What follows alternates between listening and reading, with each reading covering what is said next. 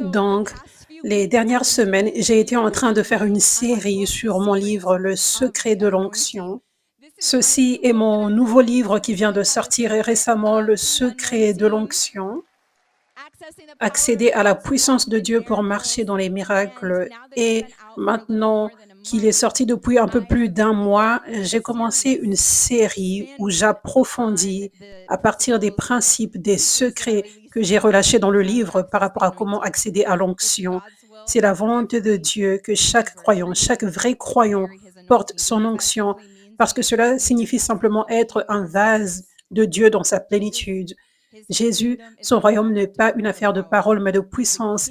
Il est le roi de ce royaume. Donc, nous devons porter Jésus dans sa plénitude, pas juste parler de Jésus, pas un Jésus sans puissance à l'intérieur de nous. Nous avons besoin du Jésus puissant en nous, le Dieu de la puissance en nous, afin que la puissance de Dieu sorte de nous pour toucher les gens.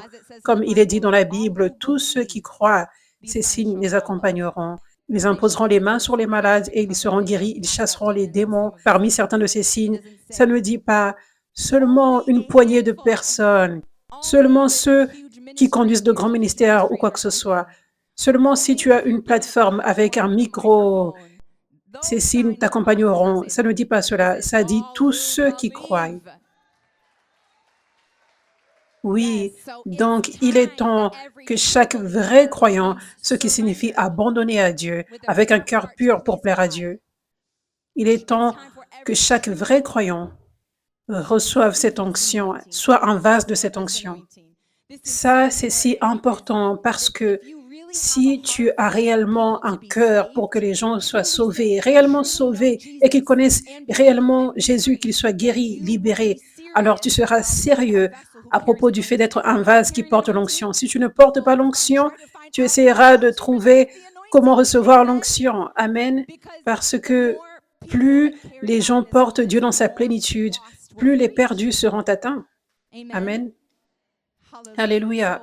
Donc, ce livre est en vente derrière. Nous avons des copies signées également, donc tu peux le prendre derrière si tu le veux, ou pour tes amis, ta famille également.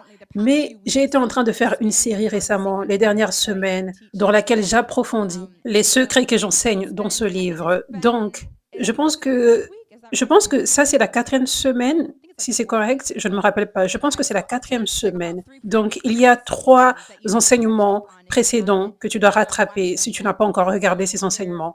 Donc, ces enseignements sont sur cette chaîne YouTube. Allez sur la playlist Le secret de l'onction et vous trouverez là-bas. Donc, l'enseignement d'aujourd'hui est à propos du feu de la purification. Alléluia. Donc, une fois, une fois que tu as dit à Dieu, je veux être un vase de ton onction, je suis soumis, je ferai tout ce qui est nécessaire pour être dans ta volonté, être un vase de ton onction. Et quand il voit que ton cœur est authentique, quand il voit que tu as un cœur qui est réellement à sa poursuite, il va alors commencer à te oindre. Il va alors, mais avant de te oindre, avant qu'il ne commence à déverser cette onction sur toi, il doit commencer à te conduire dans le processus de la préparation pour recevoir cette onction, pour la recevoir dans sa plénitude. Recevoir l'onction, ça ne se produit pas en une nuit. L'onction vient après un processus, après que tu aies traversé un processus de préparation et de transformation pour être en mesure de porter l'onction, afin que l'onction réside en toi et que l'onction ne t'écrase pas, mais que tu sois fort et que tu sois en mesure de gérer l'onction et d'utiliser l'onction exactement comme Dieu veut que tu l'utilises, exactement comme il veut que tu la relâches. Tu ne peux pas sauter le processus de façonnage, de transformation. J'appelle cela aussi le processus du désert parce que je vais être réel avec vous. Ce processus pour recevoir l'onction n'est généralement pas amusant, agréable ou excitant. Pour être véritable, beaucoup de personnes souhaiteraient sauter cela, mais c'est inévitable. Nous devons traverser cela et chaque vrai vase de Dieu oint, chaque vrai vase de Dieu a traversé ce processus. Cette onction n'est pas venue en une nuit, dans aucun cas. Pour toi, ça peut paraître de cette façon. Pour toi, ça peut paraître comme waouh, cette personne est apparue de nulle part. Ce ministère est apparu de nulle part. Mais ce n'est pas apparu de nulle part. Tu n'étais juste pas dans l'entourage pour le voir. Cette personne, ce vase, était caché dans le lieu secret avec Dieu. Cette personne était comme une graine enfouie profondément dans le sol que seul Dieu pouvait voir. Et seul Dieu pouvait voir ce que la personne endurait et traversait. Je sais que ça m'est arrivé. Beaucoup de personnes, vous savez, beaucoup de personnes ont dit cela à propos de moi. En 2021, l'Église a grandi de 5 personnes la première semaine du mois de janvier et il y avait 300 personnes qui étaient venues le 30 mai. Puis nous étions restés autour de ce nombre depuis, pratiquement. Et pour la gloire de Dieu, puis tout d'un coup, Dieu a ouvert toutes ses portes et je commençais à servir dans différents États pratiquement toutes les semaines. Cette année, cette même année, juste quelques mois plus tard, et ensuite plusieurs nations. Et je sais que beaucoup de personnes pensent, elle est juste apparue de nulle part. Mais je ne suis pas juste apparue de nulle part. Il y a eu un processus profond, long et lourd qui a pris place. Il y a eu un moment où je marchais autour des murs de Jéricho plusieurs fois et personne ne voyait jusqu'au moment où c'était waouh, le mur est tombé, ce moment excitant, waouh. Oui, donc c'est important que tu réalises, si tu veux être un vase de l'onction, tu dois comprendre que ceci vient avec cela. Tu dois comprendre, tu ne dois pas être en colère à cause de ça ou te plaindre. Tu dois l'accepter. Ça en fait partie. Et ça en vaut la peine. Ça en vaut tellement la peine. Amen. Alléluia. Donc, dans ce processus de désert, cela signifie, ce n'est pas encore le moment de la terre promise. Mais avant la promesse, c'est le désert. C'est ce que nous voyons avec les Israélites. Ils erraient dans le désert, ils étaient dans le désert, ils traversaient un processus, ils étaient sur un trajet jusqu'au moment où ils ont atteint la terre promise. Avant d'atteindre la terre promise, c'est ce que je veux dire par le processus du désert. Avant d'entrer dans la terre promise où tu marches dans l'onction, tu marches dans ton appel, tu dois traverser le désert. Tu dois traverser ce processus de désert. Et cela va paraître différent pour chaque personne. Ça va paraître différent pour chaque personne. Ce n'est pas toute personne qui est appelée à être dans les 5 ministères. Ce n'est pas toute personne qui est appelée à traiter avec les principautés. Vous savez, chasser les démons chaque jour. Ce n'est pas toute personne qui est appelée à cela, mais vous êtes tous appelés à marcher dans l'onction. Et c'est autant sérieux que vous portiez l'onction qu'une personne dans les 5 ministères qui porte l'onction. Je veux dire, c'est une vraie puissance de Dieu. Et juste parce que peut-être que tu n'as pas ce type d'appel d'être dans les 5 ministères, cela ne signifie pas que tu peux sauter ce processus. C'est toujours la vraie puissance de Dieu qu'il nous donne à utiliser selon notre propre volonté. Donc, Dieu doit s'assurer que tu es prêt à le recevoir pour que tu l'utilises comme il le veut, pas comme toi tu le veux, et en abuser. Amen. Alléluia. Dans 1 Pierre 1, verset 6,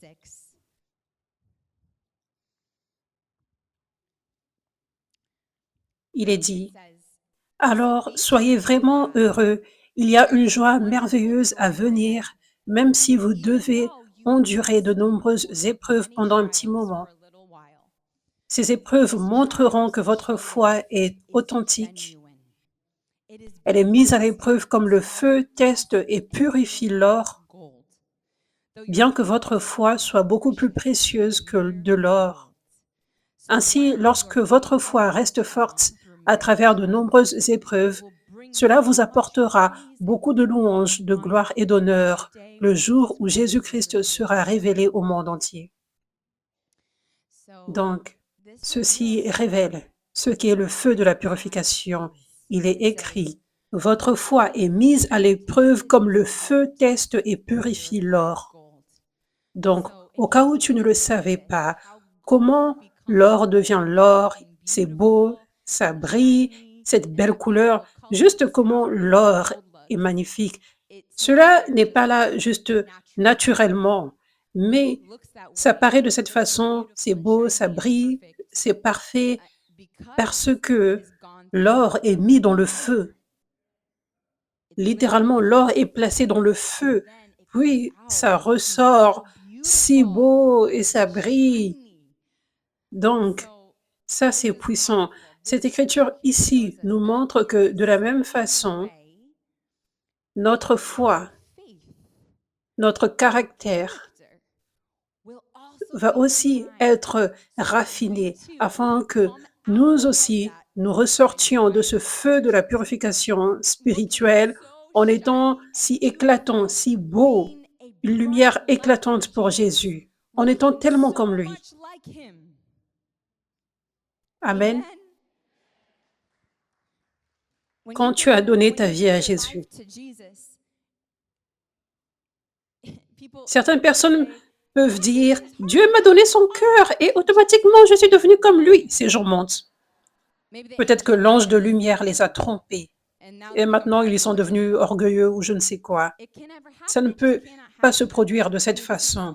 Je veux dire, ça c'est un principe spirituel. Pour que tu sois transformé à l'image de Dieu, pour avoir son caractère, tu dois traverser le feu dans le monde spirituel.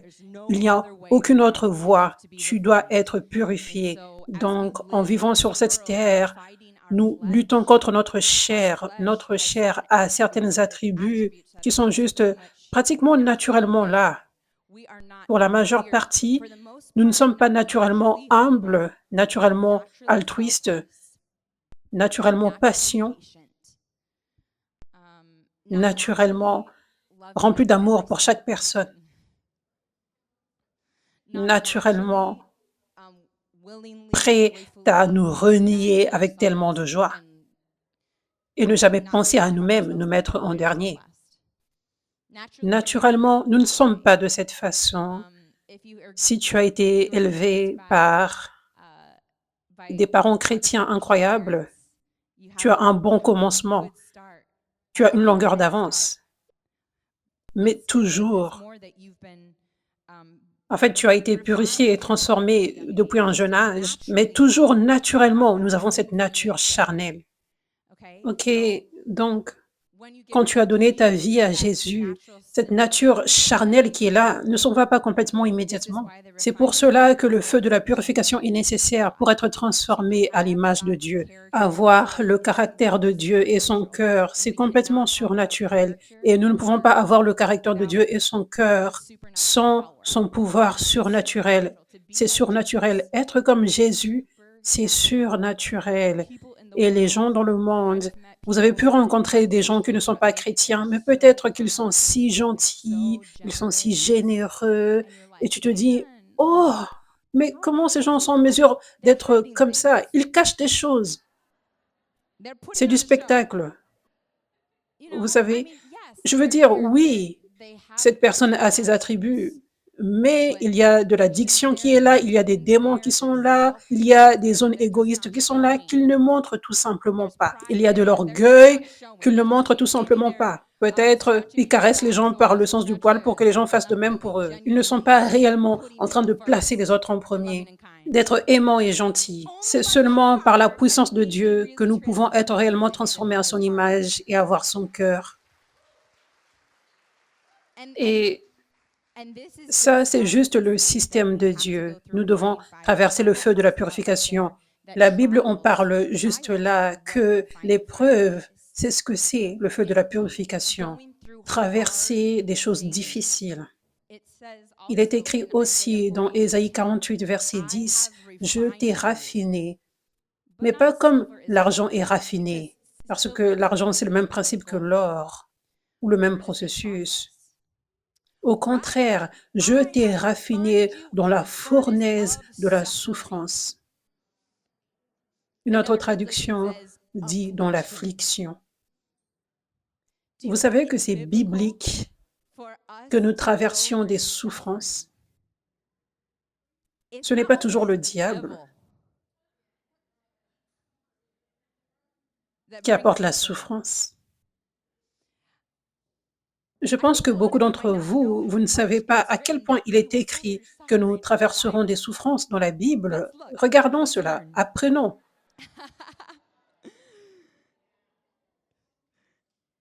Acte 5, verset 41. Ce sont les disciples. Alors ils s'éloignèrent de la présence du conseil, se réjouissant d'être considérés comme dignes de subir la honte pour son nom, pour le nom de Jésus. 2 Timothée 2, verset 12. Désolé. 1 Pierre 2, verset 20. Mais si vous souffrez pour avoir fait le bien et que vous le supportez, c'est louable devant Dieu. C'est à cela que vous avez été appelés parce que le Christ a souffert pour vous, vous laissant un exemple que vous devriez suivre ses traces. Donc, tu ne devrais pas éviter la souffrance, c'est ce que ça dit.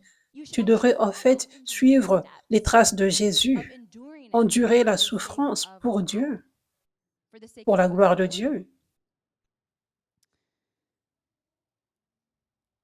1 Pierre 3, verset 14. Mais même si vous souffrez pour le bien de la justice, vous êtes bénis. 1 Pierre 5, verset 10. Après avoir souffert pendant un petit moment, le Dieu de toute grâce, qui vous a appelé à sa gloire éternelle en Christ, vous perfectionnera, vous confirmera, vous renforcera et vous établira. Alléluia. Ça dit un petit moment, ça ne dit pas tous les jours, il y a la souffrance. Il y a une grande gloire après la souffrance. Alléluia. Une grande récompense, une grande transformation. Philippiens 1, verset 29. Car il vous a été accordé, pour l'amour du Christ, non seulement de croire en lui, mais aussi de souffrir pour son bien. Il vous a été accordé. C'est un privilège, ça dit. 2 Corinthiens 4, verset 8. Nous sommes pressés de tous les côtés par des problèmes, mais nous ne sommes pas écrasés. Nous sommes perplexes, mais pas poussés au désespoir. Nous sommes pourchassés, mais jamais abandonnés par Dieu. Alléluia. Nous sommes renversés, mais nous ne sommes pas détruits. Par la souffrance, nos corps continuent de partager la mort de Jésus, afin que la vie de Jésus puisse également être vue dans nos corps. Alléluia.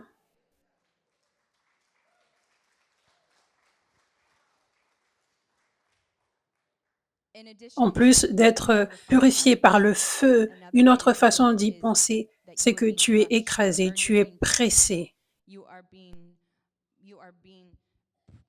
Tu as de la pression qui est mise sur toi, ça paraît inconfortable et ça fait même mal et ça apporte de la souffrance des fois, juste comme l'huile d'olive. Vous savez ce qui produit l'huile d'olive? C'est en fait l'écrasement des olives.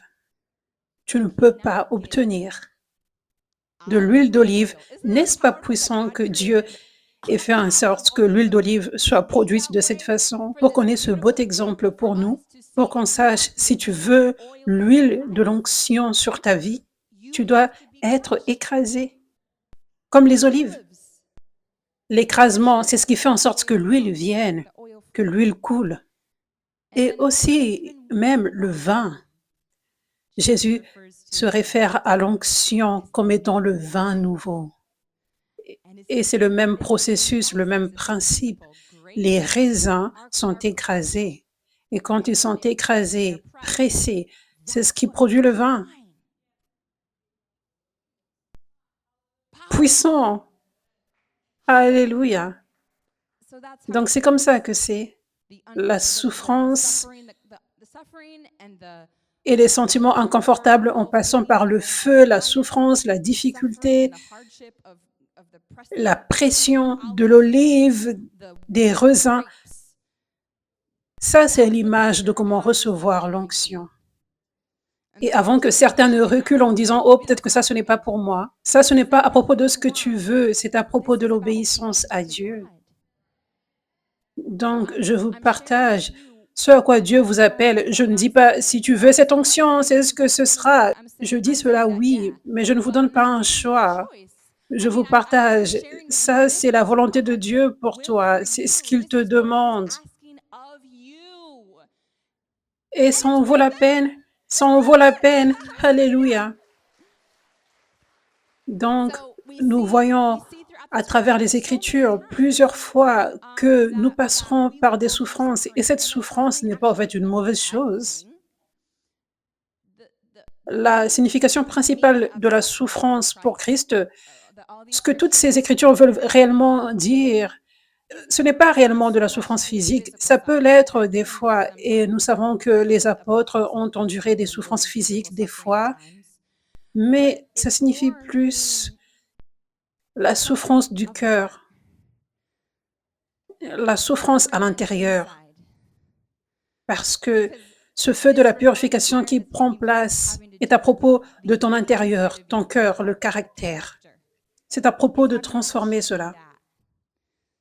Donc, ça parle réellement plus de ton cœur, les choses intérieures, la souffrance par rapport aux choses intérieures. Je ne veux pas dire la souffrance où tu pleures de douleur. Je veux dire le type de souffrance qui vient avec le fait de te renier et la douleur que cela peut apporter, la difficulté que cela peut apporter quand tu veux réellement tes rêves, mais ce ne sont pas les rêves de Dieu. Quand tu dois renier ta chair, mais tu vis dans ce corps, donc c'est inconfortable et ça peut faire mal. C'est le type de souffrance dont je parle.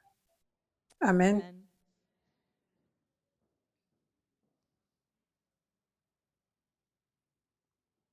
Donc, quelque chose, dans mon livre, je parle des secrets de l'onction. Donc, il y a beaucoup de révélations qui montrent aux gens, ce n'est pas comme, wow, c'est secret.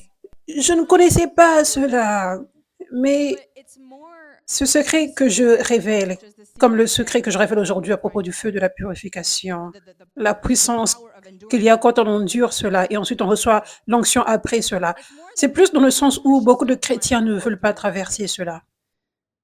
Les secrets de l'onction, beaucoup de personnes ignorent cela. Elles le voient dans la parole de Dieu, mais elles dévalorisent. Elles disent, non, je ne veux pas faire cela. Donc, ok, tu ne recevras pas l'onction alors. Donc, peu de personnes acceptent de traverser la souffrance. Peu de personnes acceptent de traverser la souffrance, le feu de la purification qui est nécessaire pour recevoir l'onction. C'est l'une des grandes raisons de pourquoi il est si rare de trouver l'onction aujourd'hui. Peu de personnes acceptent de payer ce coût. Mais endurer cette douleur, ce coup de traverser le feu, la difficulté, cela est connecté directement à la transformation de ton cœur. Nous ne pouvons pas sauter cela. C'est comme ça que le cœur est transformé, parce que un objet qui reste immobile ne va pas bouger, n'est-ce pas? Si tu es confortable et tu es tranquille, tu ne vas pas être transformé. Mais quand Dieu dit bouge et c'est dur de bouger et les choses viennent contre toi, mais il t'appelle toujours à marcher. Il y a de la pression sur toi. Tu te places dans cette position où tu es comme de l'argile qui peut être façonnée. Dieu dit, je veux que tu te mettes sur la tour du potier et que tu autorises que ma main soit sur toi. Bien, nous voulons juste rester confortables. Cette argile, comme elle est là, juste là. Mais Dieu dit, je veux que tu te mettes sur la tour du potier et que tu autorises à ma main de te transformer, de te façonner. Donc, nous sommes confortables ici, on fait ce qu'on veut faire sans avancer pour Dieu, juste en restant confortable, aucun changement. Et ce qui se produit, c'est que quand Dieu veut te transformer, il te dira, vas-y dans le désert maintenant, vas-y, fais ceci. Je ne veux pas faire ceci, c'est inconfortable, vas-y, peu importe. Et quand tu es là, c'est inconfortable, c'est dur, et la pression vient sur ça, alors que tu es déjà inconfortable. Ça, c'est sa main qui vient sur toi, sur cette tour du potier. Si tu veux être transformé à l'image de Dieu, tu dois traverser le feu de la purification. Donc, Pour avoir le cœur de Jésus, nous devons avoir des qualités de son cœur comme l'humilité, la patience, la maîtrise de soi, une grande foi. L'amour pour toute personne inclut les ennemis, nos ennemis, et nous devons être altruistes. Ce sont quelques-uns de grands attributs qui ne viennent pas naturellement, qui seront formés alors que nous traversons le feu de la purification. Nous ressortirons en ayant ces qualités. Alléluia. Matthieu 5, verset 43 dit, « Vous avez entendu la loi qui dit, aime ton prochain et déteste ton ennemi. Mais je dis, aimez vos ennemis, priez pour ceux qui vous persécutent. Mais vous devez être parfaits, tout comme votre Père céleste est parfait. » Ça, c'est une déclaration puissante. Vous devez être parfaits, tout comme votre Père céleste est parfait. Et le contexte est puissant. Ça vient juste après qu'il nous ait instruit de faire quelque chose de vraiment difficile. Aime ton ennemi. Donc, le contexte dit pratiquement, tu peux aller plus haut, tu peux aller plus loin. Tu penses que tu es comme Christ maintenant? Non, tu peux aller plus haut.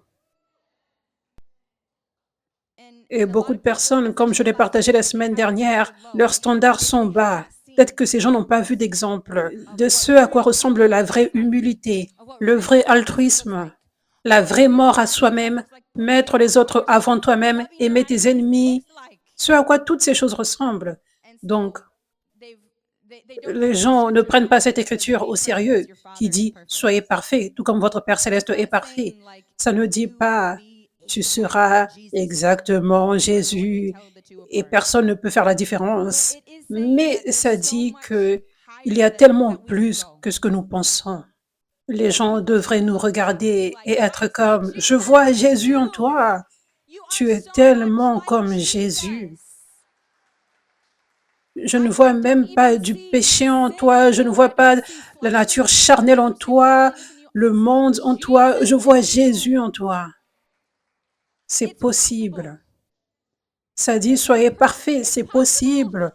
C'est possible d'aller plus haut, d'être humble chaque jour, dans chaque situation. C'est possible de mettre les autres en premier. Dans chaque situation, c'est possible d'être patient à chaque situation. Ça ne peut pas juste se produire en une nuit. Tu dois traverser le feu de la purification pour en arriver là. Beaucoup de personnes ne veulent pas traverser ça, donc ces gens ne savent pas, mais ça c'est possible et c'est ce à quoi Dieu nous appelle. C'est comme ça que Dieu purifie son épouse dans ce réveil de la fin des temps, que nous paraissions tellement comme lui. Amen.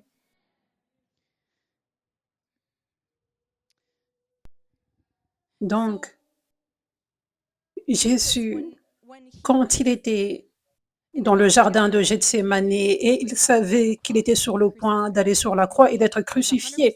Et il était à 100% Dieu, mais à 100% humain, ce qui signifie juste autant que nous ressentons de la douleur, juste comme nous ressentirions de la douleur à être accrochés sur une croix, à avoir des clous dans notre corps, juste comme nous ressentirions de la douleur. Il avait ressenti la même douleur exacte, donc il savait ce qui est arrivé. Et évidemment, qui veut traverser cela? Cela va faire tellement mal.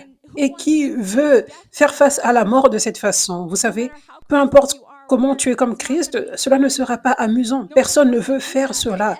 Toute personne aura peur de cela, même Jésus, n'est-ce pas? Mais c'est pour cela que je dis souffrir, ce n'est pas amusant. Mais des fois, nous devons traverser cela. Maintenant, Jésus, il prie en fait le Père et il dit, Père, Père, je ne veux pas que ceci se produise. Si tu peux faire en sorte que ça ne se produise pas. Mais pas ma volonté, que ta volonté soit faite.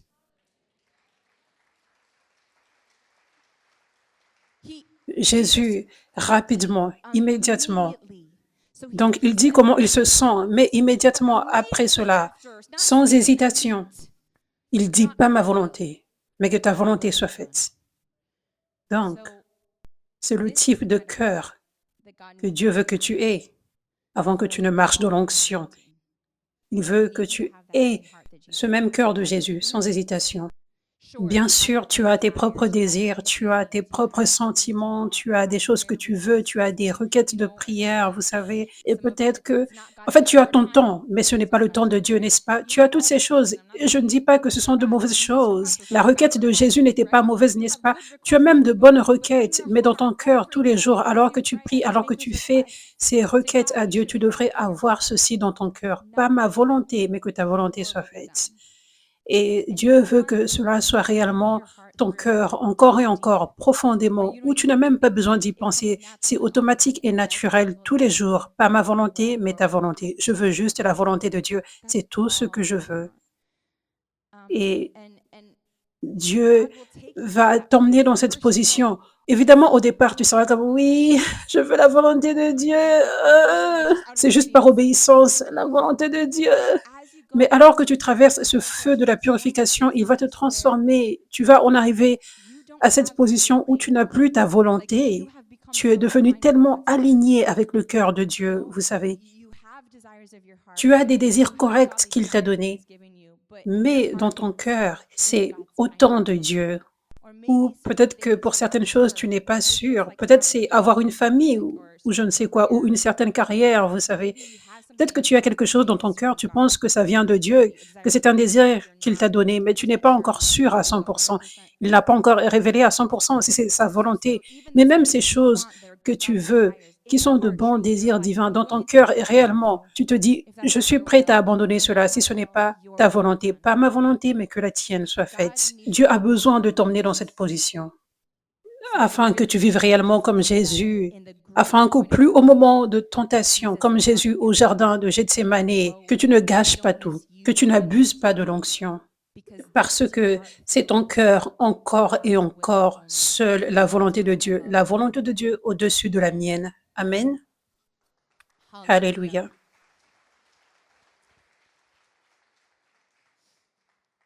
Donc,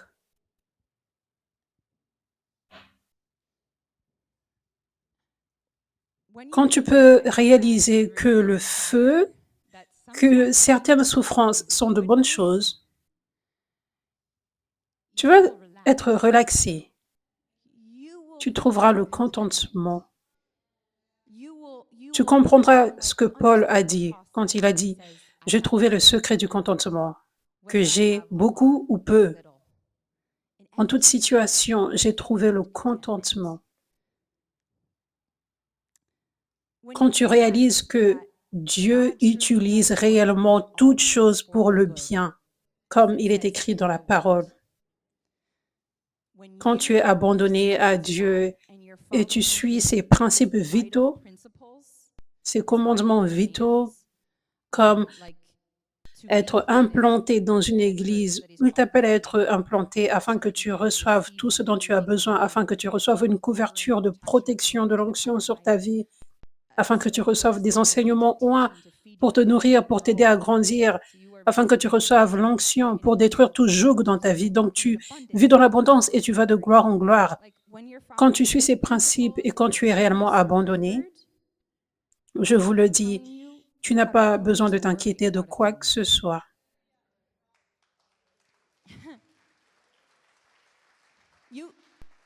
Tu peux te reposer tous les jours parce que la main de Dieu est réellement sur ta vie. La Bible dit que Dieu dirige les pas des justes. Cela signifie que si tu es réellement abandonné à Dieu, comme ces exemples que j'ai donnés, tu es réellement abandonné, tu le suis, tu suis sa parole, il dirige tes pas, point. Le diable ne peut pas gagner en aucun jour.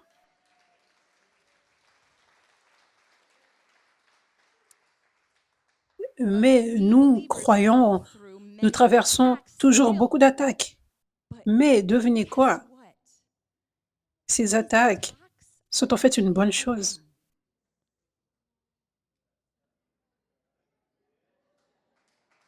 Oui, ces attaques sont une bonne chose. Ce sont de bonnes choses. Certaines attaques, Dieu ne les autorisera pas venant du diable. Mais il y a certaines attaques que Dieu autorise. Dieu avait même donné envie au diable d'apporter tant de souffrances dans la vie de Job. parce que Dieu aimait tellement Job. Quoi?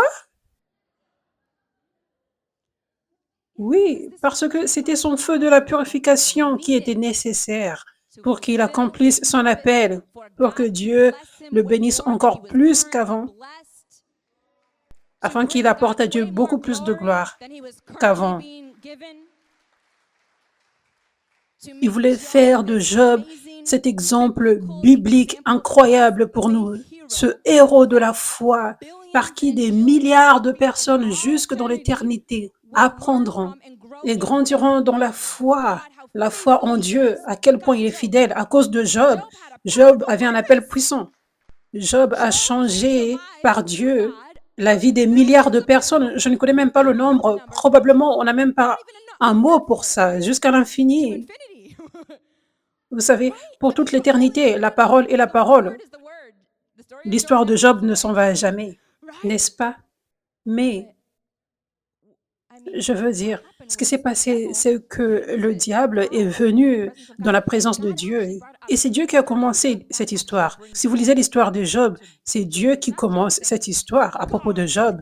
Ce n'est pas le diable qui dit, Dieu, est-ce que je peux faire souffrir Job et tester ton serviteur? Non, c'est Dieu qui a commencé la conversation. Il a dit, est-ce que tu as vu mon serviteur Job? Est-ce que tu as vu à quel point sa foi est forte? Et cela a planté une idée dans la tête du diable. Et le diable dit, oh non, il est juste si fidèle et il te donne de la gloire parce que tu l'as tellement béni. On va mettre cela à l'épreuve. Est-ce que je peux le tester, Dieu? Et Dieu a dit oui, parce que je sais qu'il va réussir. Et toute chose va contribuer pour le son bien. C'est ce que je veux. Mon serviteur a besoin de traverser le feu de la purification et ça, c'est le feu qui est nécessaire pour produire ce résultat que je veux voir dans sa vie. Alléluia. Donc, c'est ce qui se passe. J'étais choquée la première fois que j'avais lu cela avec un nouveau regard. J'avais entendu l'histoire de Job, puis une fois, j'avais lu la Bible et j'étais comme, Dieu a commencé cette histoire, Dieu lui a donné envie de faire cela, mais ça m'a donné de la joie dans mon cœur. J'ai eu un déclic, le fait que Dieu autorise que des attaques se produisent. Ça, c'est réellement libérateur que tu réalises ceci. Parce que beaucoup d'entre vous, à chaque fois qu'une attaque vient, « Oh, le diable! Dieu, où es-tu » Dieu dit, « Je lui ai donné envie de faire ceci pour ton bien. » Vous savez, on est là, on se plaint, « Oh, le diable attaque! Oh, ma vie est horrible! » Mais la vérité spirituelle, c'est que non, en fait, tes prières sont répandues. Marcher dans ton appel, marcher dans l'onction, parce que là, tu traverses le processus nécessaire du feu de la purification. Tu as prié, oui, Seigneur, peu importe le coup, je vais traverser cela pour porter ton onction et accomplir mon appel, pour voir les gens guéris et délivrés, peu importe le coup, s'il te plaît, Seigneur. Tu as dit, s'il te plaît, tu as crié, s'il te plaît, maintenant tu te plains que Dieu ait répondu à ta prière. Réveillez-vous, vous tous, ouvrez vos yeux spirituels et soyez dans la paix. Au lieu de vous plaindre, réjouissez-vous. Alléluia. Comme il est dit dans 1 Pierre 1, verset 6, c'est pour cela que ça dit ceci. Alors soyez vraiment heureux. Arrêtez de vous morfondre, arrêtez de vous plaindre, arrêtez de laisser le diable vous tromper et vous mettre par terre. Alors, soyez vraiment heureux. Il y a une joie merveilleuse à venir, même si vous devez endurer de nombreuses épreuves pendant un petit moment. Donc, parce que ces épreuves se produisent, il y aura de la joie à venir. Parce que ces épreuves se produisent, l'accomplissement de la promesse arrivera. Parce que ces épreuves se produisent, tes prières seront exaucées. Tu recevras l'onction. Tu vas accomplir ton appel, tu seras transformé à l'image de Dieu. Donc, sois vraiment heureux. C'est pour cela que nous sommes heureux. Nous sommes heureux quand les épreuves arrivent. Nous devrions l'être. Alléluia. Alléluia. Donc, oui, le feu de la purification, l'écrasement, la pression, ce sont les épreuves. La majorité de ce que c'est, C'est le scénario de Job avec objectif. Dieu autorise à ce que le diable t'attaque.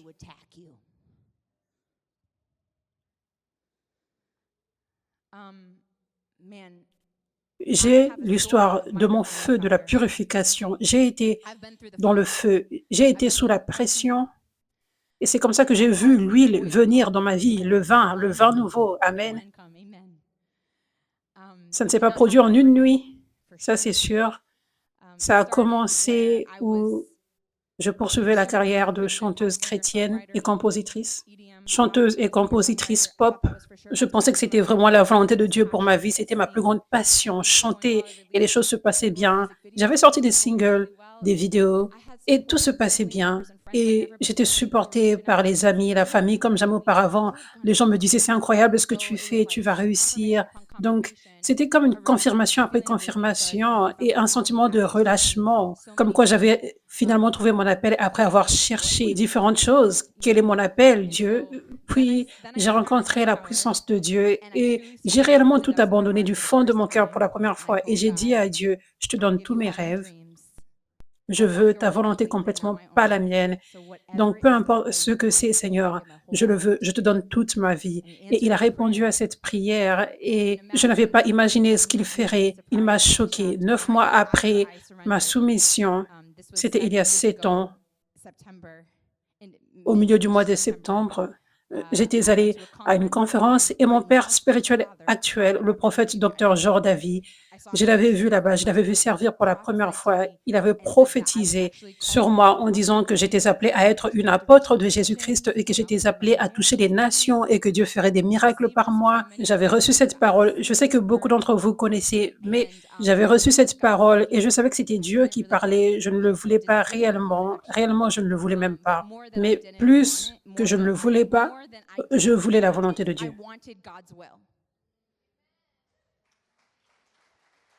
Alléluia.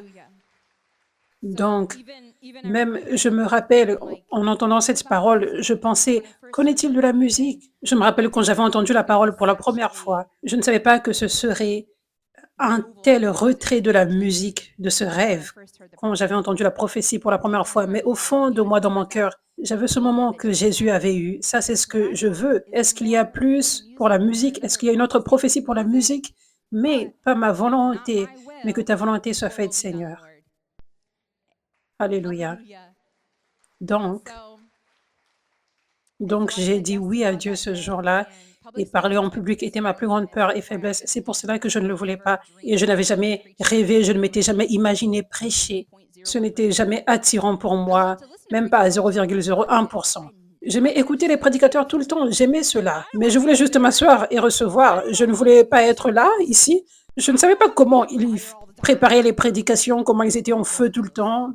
Je n'avais aucune idée, mais c'est ce que Dieu m'avait appelé à faire. Donc, 9 mois plus tard, j'avais commencé l'église 5F. On avait un nom différent à l'époque et je m'étais juste lancée et j'avais commencé à prêcher et c'était si inconfortable.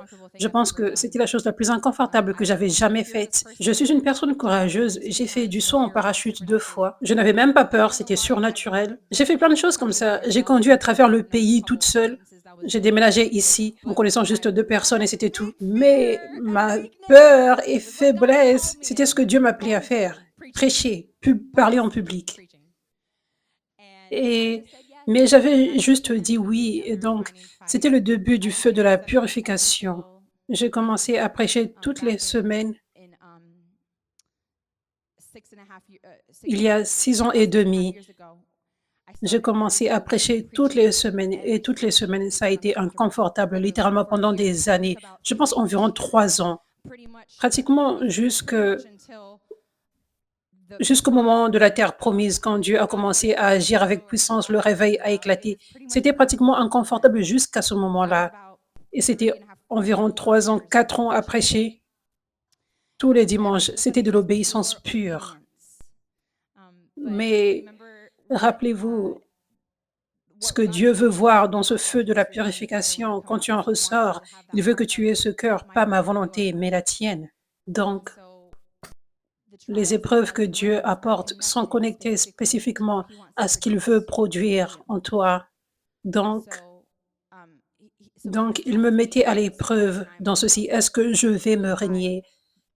Est-ce que je ferai la volonté de Dieu à la place de ma volonté encore et encore et encore et encore?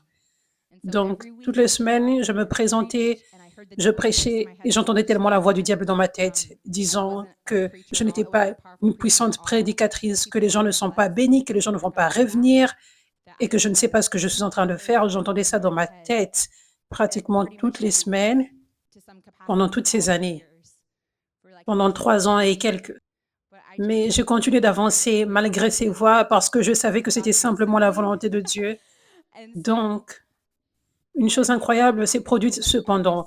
En faisant cela toutes les semaines, c'était constamment ce choix. Ce n'était pas à propos d'un sentiment, mais c'était ce choix. Pas ma volonté, mais que ta volonté soit faite. Ce n'est pas ma volonté d'aller prêcher aujourd'hui. Ce n'est pas ma volonté de préparer un message aujourd'hui, mais que ta volonté soit faite. Donc, cette persévérance, juste en faisant cela encore et encore et encore, par cela, Dieu transforme ton cœur à chaque fois que tu fais cela. Donc, après des années en faisant cela, c'était devenu si naturel. La volonté de Dieu. C'est quoi ma volonté? Je dois faire ceci. Ça, c'est la volonté de Dieu. Et une chose magnifique, c'est que au départ, c'est pas ma volonté, mais le tienne. Mais alors que le temps passe, ça devient naturel. C'est comme ma volonté, c'est la volonté de Dieu. Ça devient un. Vous savez, au départ, j'étais focalisée sur le fait que c'est inconfortable, ce n'est pas amusant. J'étais focalisée sur ça énormément au départ, n'est-ce pas? Mais je n'étais pas autant focalisée sur la vérité spirituelle. La vérité spirituelle, c'était que même si c'était difficile pour moi d'imaginer cela, Dieu m'avait oint et il m'avait appelé pour ça. Et Dieu allait agir par moi pour toucher les gens, bénir les gens et les vies des gens seraient changées. Donc ça, c'est réellement excitant de faire ce que Dieu t'appelle à faire quand cela va se produire. Ça, c'est la chose la plus joyeuse au monde. C'est la chose la plus amusante au monde. Ça apporte le plus d'accomplissement dans le monde, n'est-ce pas? Mais je n'étais pas comme ça au départ. Je pensais réellement, c'est inconfortable. Mais alors que le temps a passé, cette transformation a pris place. Donc maintenant, même quand je suis fatiguée, parce que j'ai voyagé à travers le monde comme hier, et même si je sens un peu j'aurais voulu avoir un peu plus de repos. Toujours, ce qui prend le dessus, c'est cette transformation spirituelle, ce cœur de Dieu en moi qui est maintenant là, qui voit si puissamment les gens seront transformés par cette parole aujourd'hui, par ce temps de ministère aujourd'hui. Les gens seront guéris, délivrés, transformés, ils seront sauvés. Et il n'y a rien de plus excitant et de joyeux que ça. Alléluia. Mais ça a demandé du temps, ça a demandé un processus, ça a demandé des années. Je redoutais le dimanche alors que je préparais le message. Je me sentais littéralement si faible en termes de savoir quoi prêcher. Je ne me sentais pas du tout comme une prédicatrice au départ, pas du tout. Ce que je ressentais, c'était, je ne sais pas quoi prêcher, qu'est-ce que je vais prêcher? Et Dieu était si fidèle et il me donnait des paroles, des révélations. Mais la semaine d'après, je me sentais encore de la même façon. Toutes les semaines, je redoutais les dimanches et j'étais si excitée quand c'était lundi. Cela signifiait qu'il y avait 6 jours jusqu'à dimanche à nouveau. Je dis la vérité parce que j'aimerais que vous sachiez à quel point c'était inconfortable. Ça, c'était de la souffrance pour Jésus. Amen.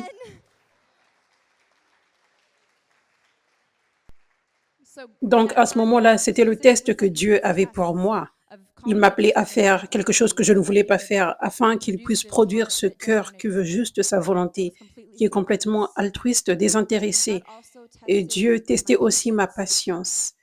Pendant ce feu de la purification spécifiquement, j'avais reçu cette prophétie, premièrement pour ma vie, que j'étais appelée à atteindre les nations, que Dieu ferait des miracles par moi. Et ensuite, environ la même année, mon père spirituel, le prophète docteur Jordavi, avait prophétisé à Los Angeles, dans notre église, que Dieu l'avait envoyé à Los Angeles pour cette raison, pour nous dire que Dieu a entendu les cris de l'Amérique pour le réveil et il répond maintenant, le réveil c'est maintenant. Et rien ne peut stopper ce réveil.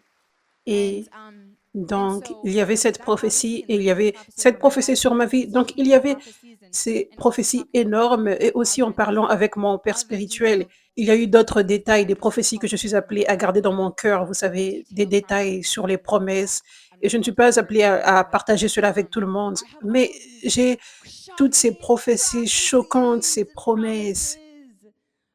Mais ensuite, donc c'est réellement excitant. Donc j'étais juste comme, ok, c'est inconfortable, mais au moins nous avons ces promesses excitantes. Ce sera si excitant que le réveil éclate. C'était l'un de mes plus grands rêves, de voir le réveil et voir la puissance de Dieu agir et toucher les gens. Donc même si c'est inconfortable pour moi d'être la servante de Dieu qui relâche cela, mais au moins nous avons cette promesse excitante. Wouh! Donc, la première année, c'était inconfortable, mais j'étais excitée, ça va se produire n'importe quel jour. J'avais vraiment l'impression que ça allait se produire n'importe quel jour. Et Dieu m'a révélé maintenant. Il m'a révélé plus tard que ces promesses, qu'elles soient proclamées par lui ou par un prophète ou par un ministère prophétique, généralement, Dieu ne te dit pas le jour exact où la promesse va se réaliser. Et Dieu m'a révélé ceci, que plusieurs fois, il fera en sorte que la parole qui est relâchée, que ce soit par la prophétie ou directement dans ton esprit, il fera en sorte que la parole vienne d'une façon réellement excitante, qui te donne l'impression que ça va se produire demain. Wow! Le réveil, c'est maintenant! Oh mon Dieu, nous allons voir des miracles partout, des milliers qui vont venir demain, ce dimanche même. C'est comme ça que je m'étais sentie. Mais Dieu m'a montré qu'il le fait spécifiquement parce que ça fait partie du feu de la purification qui doit produire la patience. Beaucoup d'entre vous avaient probablement déjà voyagé avant. Hier, nous étions à Sydney, en Australie, et on avait une escale aux îles Fidji. Et c'est seulement 2 heures. Et je devais être ici pour l'église. Et il y a seulement un seul vol qui part des Fidji dans la soirée. Et tout d'un coup, ils annoncent, les mécaniciens font un contrôle de l'avion. Ils n'avaient pas donné les détails. Les mécaniciens font un contrôle de l'avion. 2 heures et demie plus tard, les mécaniciens font toujours un contrôle de l'avion. Donc, nous étions en train de penser, allons-nous réellement prendre ce vol? Et on a fini par découvrir que Dieu est si bon. Ce même avion qui avait des problèmes, qui devait nous conduire aux Fidji, était le même qui allait nous conduire ensuite à Los Angeles. Donc, on n'allait pas du tout louper notre vol. Alléluia. Donc, mais certains d'entre vous qui avez déjà voyagé, vous connaissez probablement ce sentiment. Quand tu as une correspondance et quand ils disent retard, retard, retard, toujours en retard. Nous ne savons pas quand est-ce que nous allons quitter, mais il y a un retard. Nous ne savons pas, nous ne savons pas. Mise à jour, nous ne connaissons rien de nouveau. N'est-ce pas? Est-ce que vous avez déjà expérimenté cela? Et ça, c'est le sentiment le plus horrible au monde. C'est le sentiment d'impatience le plus intense au monde. Cette incertitude. Je n'ai aucune idée. J'aurais voulu savoir. Si c'est dans 3 heures, comme ça, au moins, je peux me reposer, travailler sur autre chose. Mais maintenant, je regarde juste. Est-ce que nous allons partir? Est-ce que nous allons partir? Est-ce que nous allons réussir à avoir cette correspondance? Vous savez, et Dieu me parlait aujourd'hui. Il me parlait. Tu connais ce sentiment d'impatience intense?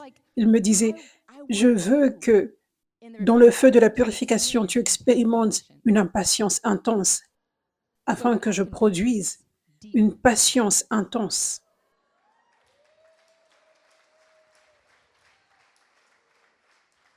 Oui, parce que si nous savions quand la promesse allait se réaliser, nous allions penser, oh cool, je vais planifier des vacances, je vais travailler sur ce projet, je vais me reposer et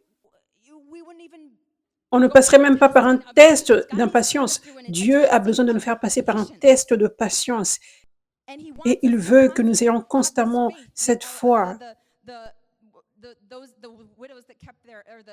Comme les vierges qui gardaient leur lampe allumée.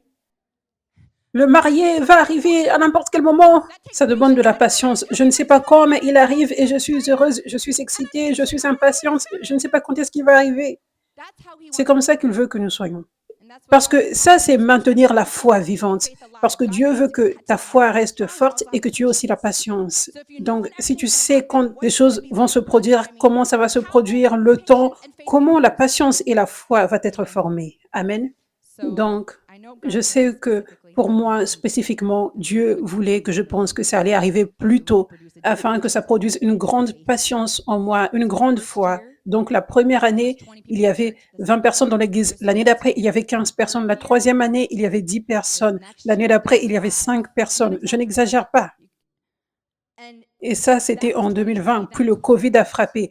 Puis on ne pouvait plus louer notre bâtiment. Alors que je pensais la promesse devait se réaliser maintenant. Et maintenant, c'est le Covid. On ne peut même pas avoir l'église dans un bâtiment alors qu'on est supposé voir le réveil. Puis Dieu nous a dit de faire l'église à l'extérieur. Et il n'y avait que deux d'entre nous, Chantal et moi, des fois. Et je me rappelle une fois, je prêchais à une personne sous une forte chaleur. On avait toujours le service sous cette forte chaleur de septembre. Et je me rappelle dans l'amphithéâtre, je prêchais à une seule personne et au milieu de la prédication, elle se lève et elle part. Oui, ça s'est réellement produit. Chantal, tu t'en rappelles? Elle s'en rappelle. Et j'ai transitionné en disant, je pense que je vais prêcher à ceux qui regardent en direct. Et à l'époque, il n'y avait même pas beaucoup de gens qui suivaient. Donc, je ne savais même pas s'il y avait quelqu'un qui regardait en ligne. Mais ça, c'était après 4 ans en pensant que le réveil allait éclater à n'importe quelle seconde. 4 ans depuis que je pensais cela.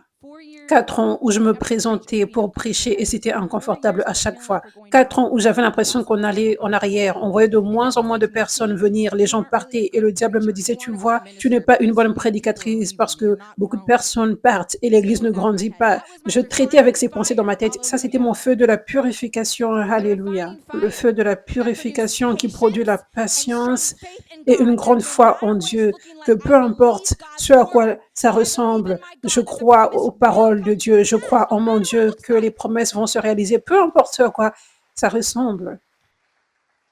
J'étais si encouragée par l'histoire de Joseph parce qu'il a eu à attendre un long moment avant la réalisation de la promesse. Ça ne s'est pas produit en une nuit. J'étais encouragée par l'histoire de David, comment il n'est pas devenu roi en une seule nuit. Il y a eu un long processus et il y a des choses difficiles par lesquelles ces deux personnes ont dû passer. Et ces deux personnes ont traversé une persécution intense où les gens ont littéralement essayé de les empêcher d'accomplir leur mission, empêcher la réalisation de la promesse. Et ça s'est réalisé pour moi. L'une des raisons pour laquelle nous sommes passés de 20 à 15 personnes la première année, ensuite à 10, c'était parce qu'il y avait de la persécution qui se produisait au milieu des 20 personnes. Il y avait eu juste des choses méchantes qui s'étaient produites, la jalousie, et un mensonge était inventé, un mensonge méchant, dégoûtant, perturbant. Vous savez, comme c'est si perturbant la façon dont les pharisiens ont accusé Jésus de chasser les démons par le pouvoir de Satan. Cela est perturbant, n'est-ce pas? Méchant, un mensonge très méchant. Ce n'est pas juste comme oh, il a porté une couleur différente de ce qu'il avait dit qu'il porterait. Un mensonge perturbant, dégoûtant. Des mensonges cruels étaient inventés sur moi, mon père spirituel, le ministère, et ça s'était propagé et certaines personnes avaient cru et avaient quitté l'église. Et cette personne avait appelé aussi le propriétaire du bâtiment qu'on louait et avait inventé un autre mensonge qui était autant dégoûtant pour faire en sorte que la propriétaire arrête de nous louer le bâtiment. Mais Dieu était avec nous et Dieu s'est assuré que la location continue, que la propriétaire me croie. Alléluia. Alléluia. Mais ça, c'était mon feu. Cette persécution avait produit en moi, encore une fois, la foi en Dieu, que peu importe comment le diable essaye de me faire tomber par les gens, il ne peut jamais gagner. Amen. Et ça a produit un amour en moi pour mes ennemis parce que je devais choisir d'aimer quand c'était réellement difficile. Donc, quand tu choisis de faire quelque chose que Dieu t'appelle à faire qui est difficile, ça te transforme. C'est le même principe dont je parlais avant. Pas ma volonté, mais la tienne. Plus tu le fais, plus cela est mis à l'épreuve et il y a de la pression dans ce domaine. Tu te transformes réellement et ça devient naturellement toi. Donc, c'était difficile d'aimer tes ennemis auparavant, mais ce n'est plus dur, c'est maintenant ton cœur. Alléluia. Et Dieu a également produit en moi ce cœur désintéressé. Je ne me préoccupe pas de ce que les autres pensent et je ne me préoccupe pas de ma réputation, mais seulement de ce que Dieu pense de moi. Donc, par cette persécution, je regarde en arrière et je vois, voilà pourquoi la persécution prend place. Ne sois pas découragé si tu passes par de la persécution. Dieu l'autorise. C'est comme ça que ces choses sont produites en toi. C'est pour cela que la Bible dit si souvent, ils sont bénis ceux qui sont persécutés. Tu es béni parce que ce feu de la purification est nécessaire. C'est nécessaire. Alléluia. Alléluia. Donc, je suis passée par le feu, je suis passée par différents types d'épreuves, de tests qui ont façonné différents aspects du cœur de Dieu en moi. Amen.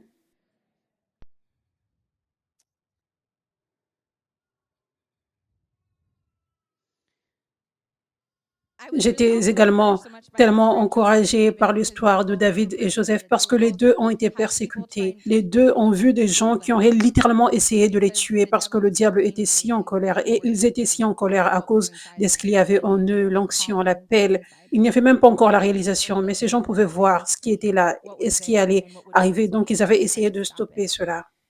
Et vous savez, Joseph était passé par des temps difficiles. Il était jeté dans un trou pour mourir, puis il était vendu comme esclave, puis il était accusé faussement qu'il avait essayé de coucher avec cette femme, donc il était envoyé en prison. David était pourchassé par le roi Saül parce que le roi Saül était si jaloux de David qu'il avait envoyé des armées pour essayer de le tuer. Donc David se cachait dans des grottes. Ils ont traversé réellement des temps difficiles. Ce n'était pas juste une affaire d'une semaine, c'était pendant un long moment, des années dans certains cas. Ils traversaient cela, mais Dieu ne dormait pas. Dieu était au courant de la situation. Juste comme Job, Dieu avait autorisé que Saül fasse ces choses. Dieu avait autorisé que les frères de Joseph et celui qu'il avait placé en prison, il avait autorisé que ces gens fassent ces choses parce que c'était un feu de la purification nécessaire qui avait produit le cœur de Dieu en eux. Amen. Alléluia.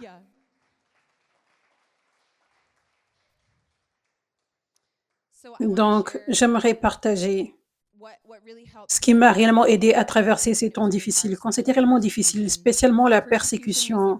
La persécution, c'était réellement le feu qui était difficile, le temps réellement difficile. Et aussi le sentiment de rétrogradation. Et ça prenait du temps, des années étaient passées et je n'avais aucune idée de quand les promesses allaient se réaliser. Ce qui m'a aidé à traverser cela a été de m'humilier et de renouveler mes pensées par rapport à cette vérité. Qui suis-je pour porter cette onction puissante, incroyable et avoir cet appel puissant donné par Dieu? Je ne mérite pas cela, je ne suis pas digne de cela. C'est seulement la grâce de Dieu qu'il ait choisi de me donner cet appel. Je crois aux prophéties. Je crois que cette prophétie énorme va arriver. Donc, au milieu de tout ça, quand l'Église avait 5 personnes, quand j'étais persécutée, des mensonges étaient inventés, des années avaient passé, je renouvelais mes pensées.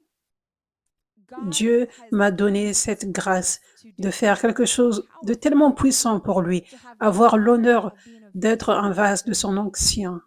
Donc, je comprends que ça va demander un feu de la purification costaud pour que je sois en mesure de marcher dans cet appel. Plus l'appel est grand, plus le processus est profond, plus le coût est important, plus le processus est long,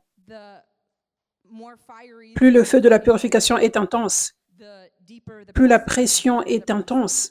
Donc, je renouvelais mes pensées sur cette vérité. Donc, je me disais, waouh, je suis si honorée d'avoir cet appel incroyable et de marcher dans cette onction. Je ne le vois pas encore, mais je crois, ça arrive. Je suis si honorée et je sais, je m'humilie, j'ai du travail à faire. Je m'humilie. Je ne sais même pas ce que Dieu a à faire pour que je sois en mesure de marcher dans cet appel. Je ne sais pas, mais Dieu sait. Et je lis la Bible et je vois que chaque vase de Dieu oint a eu à traverser des choses difficiles, des souffrances. Ils ont été persécutés, ils ont eu à attendre, à attendre, à attendre. Ils ont eu à passer par tout ça. Personne ne peut sauter cela. Donc, j'ai renouvelé mes pensées sur la parole de Dieu. J'ai renouvelé mes pensées avec l'histoire de Joseph, de David, et j'ai renouvelé mes pensées. Ça en fait partie. Je dois traverser ceci. C'est ce que Dieu veut pour moi maintenant, c'est sa volonté maintenant. Le désert, maintenant, c'est sa volonté. Et je veux juste sa volonté. Donc, que je sois au sommet d'une montagne ou dans la vallée, que je sois dans le désert ou dans la terre promise, je suis dans le contentement là parce que ça, c'est la volonté de Dieu.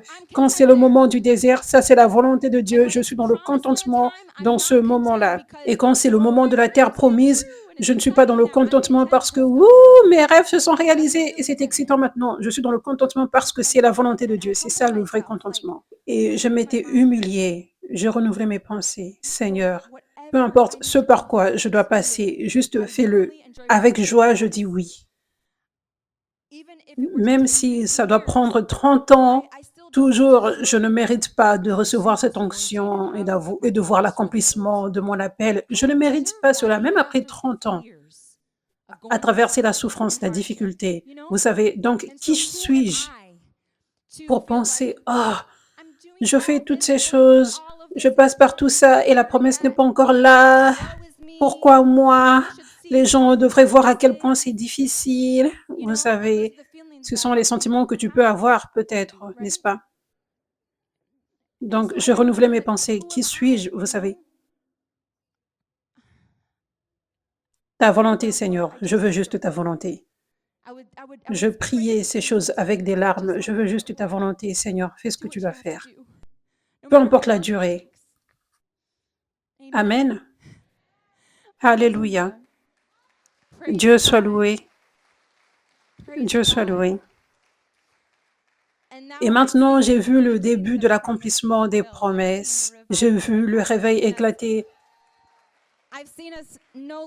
Je ne vois plus une église qui ne faisait que décliner depuis 4 ans. Mais j'ai vu cette église grandir et elle a grandi mondialement. Des milliers, des milliers, des milliers de personnes. J'ai vu la promesse s'accomplir, la puissance de Dieu qui agit énormément. Et la plus grande joie dans tout ça, c'est que j'ai été en mesure d'être transformée à l'image de Dieu pour avoir son cœur, avoir la patience et être désintéressée, avoir le vrai amour pour les gens, même mes ennemis. Et la patience, amen, ça c'est la vraie joie, afin que je sois efficace dans l'onction, afin que même si j'ai la puissance, afin que je sois en mesure d'être efficace dans la puissance de Dieu. Et que je sois en mesure d'aller de gloire en gloire et ne pas perdre l'onction, ne pas tomber. Ça, c'est la vraie joie. Amen. Mais une fois que tu entres dans la terre promise, vous savez, il y a encore plus à venir. Ce n'est pas comme, oh, je suis arrivé. Il y a encore plus de promesses qui doivent se réaliser dans toutes vos vies. Et nous n'en avons pas fini avec la transformation à l'image de Dieu jusqu'à notre mort. Il y a toujours plus.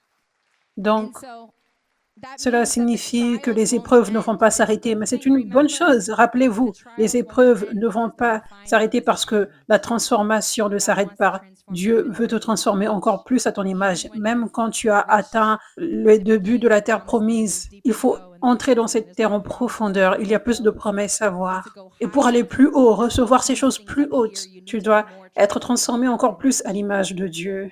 Alléluia. Donc, j'ai vu cela. Après la promesse, j'ai traversé la chose la plus difficile que j'avais jamais traversée, même avant cela. Une persécution vraiment intense. Et les autres persécutions que j'avais traversées avant, que je vous ai partagées, paraissaient vraiment minimes face à cela. J'ai traversé cela la première année de l'accomplissement des promesses. Et j'ai vu que Dieu, à ce moment-là, il me préparait pour les plus grandes choses à venir, les plus grandes promesses pour lesquelles j'avais toujours besoin d'une préparation. J'avais besoin de devenir encore plus humble. Je devais avoir un cœur encore plus grand pour les gens, les ennemis inclus. Je devais avoir un cœur encore plus altruiste, désintéressé. Je ne me préoccupe pas de moi, seulement Dieu. Je ne me préoccupe pas de mon image ou de ma réputation, seulement de Dieu, afin que lorsque Dieu déverse encore plus de bénédictions dans ma vie, plus de faveur, quand il m'élève pour sa gloire encore plus, que je ne pense même pas à moi-même, que je n'ai aucune pensée dégoûtante, égoïste comme « Ouh, je parais impressionnante », que je n'ai même pas ces pensées dans ma tête, parce que Dieu m'a transformé tellement. Donc, quand j'en suis à cette position, je peux juste penser « Gloire à Dieu, je ne mérite pas ça, c'est seulement pour la gloire de Dieu ». Et que cela me motive et m'inspire à aimer encore plus les gens, à travailler encore plus pour Jésus, à cause de sa grandeur et de ses bénédictions. Amen.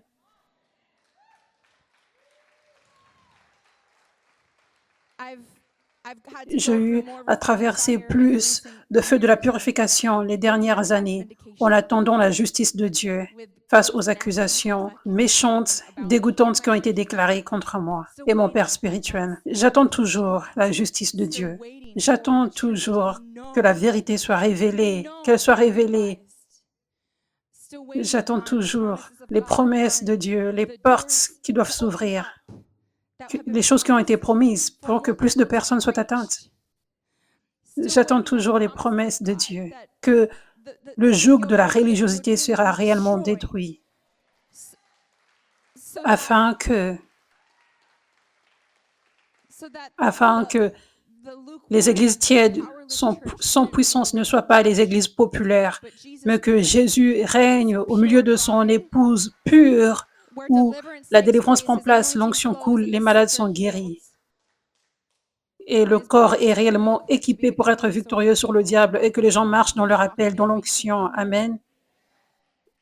Donc, Dieu continue de produire de la patience en moi, apporter plus de patience, faire grandir la foi encore plus. Et je suis excitée, je suis heureuse, je suis reconnaissante. Amen. C'est excitant d'être plus transformé à l'image de Dieu. Et c'est là que nous devrions placer nos yeux. À chaque fois qu'une épreuve vient, à partir d'aujourd'hui, tu devrais être excité et de la joie. Ta plus grande joie devrait être devenir plus comme Dieu. Le fait que tu deviens plus comme Dieu. Amen.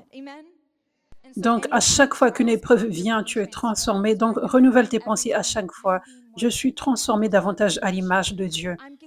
Je me rapproche du moment où je marcherai dans la plénitude de mon appel. Avec chaque moment de transformation ici, je suis plus efficace pour le royaume.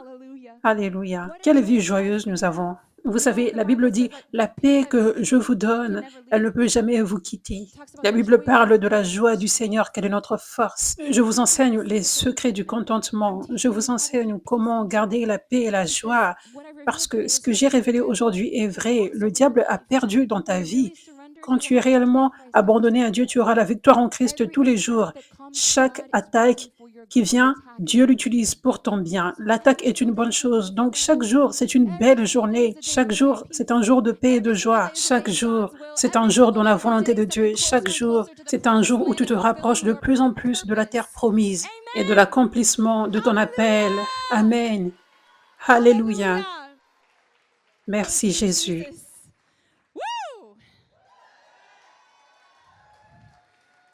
Certains d'entre vous étaient comme, oh, le feu de la purification, ce message. Oh, je ne sais pas si je suis prêt pour ça. Mais maintenant, vous êtes excités de traverser le feu, n'est-ce pas? Oui, soyons excités de traverser le feu, soyons excités. Alléluia. Ne soyons pas comme les Israélites qui se plaignaient. Mais à la place, je suis dans le désert, à chaque pas, je me rapproche de la promesse. Soyons de cette façon, soyons de cette façon. Amen. Renouvelle tes pensées et sors de la mentalité d'Égypte aujourd'hui. Amen. Amen. Je ne suis plus un esclave, dis-le. Je n'ai pas la mentalité de l'Égypte en moi. J'ai la mentalité de Christ. Je suis dans le contentement parce que je suis dans la volonté de Dieu. Amen. Alléluia. Alléluia. Dieu soit loué. Dieu soit loué. Merci Jésus. Merci Jésus. Dieu est si bon. Nous allons donner à Dieu maintenant. Il est digne d'être loué par nos offrandes. Nous allons apporter les paniers devant. Merci Jésus. Merci Seigneur.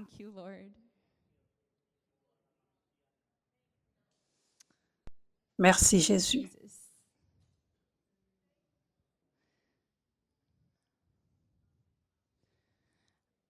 Certains d'entre vous, je vois prophétiquement, certains d'entre vous, vous avez échoué des tests venant de Dieu encore et encore et encore. Et je vois, pour certains d'entre vous, prophétiquement, ici, ça a réellement blessé votre cœur. Vous vous êtes senti réellement bloqué parce que vous voulez réussir ces tests. Pour certains d'entre vous ici, ce sont les paroles de mort, les plaintes. Quand les choses deviennent difficiles, les plaintes viennent toujours. et c'est ça qui vous maintient bloqué, qui vous empêche de réussir l'épreuve.